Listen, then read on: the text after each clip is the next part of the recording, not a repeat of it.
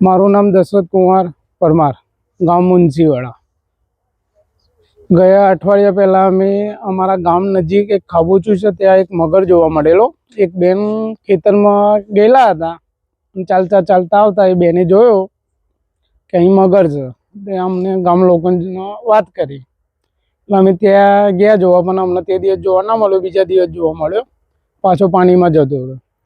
પછી 4-5 દિવસ પછી ગઈકાલે રાતે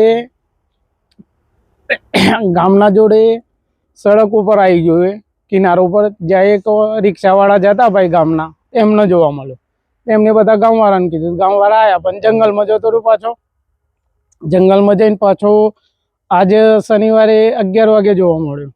તો ત્યારે રેસ્ક્યુ ટીમ આવીને તપાસ કરી, પણ કંઈ મળ્યું નહીં. એના બાદ ફોરેસ્ટ ખાતાવાળા આવ્યા, એમને વિચાર્યું કે પાણી કાઢવું પડશે. તે પાણી કાઢ્યું લોકોએ, પણ પાણી કાઢીને શાંત થઈ ગઈ. તે લોકોએ પાણી કાઢવાનું બંધ કરી દીધું ને એ લોકો ચાલ્યા ગયા અહીંથી.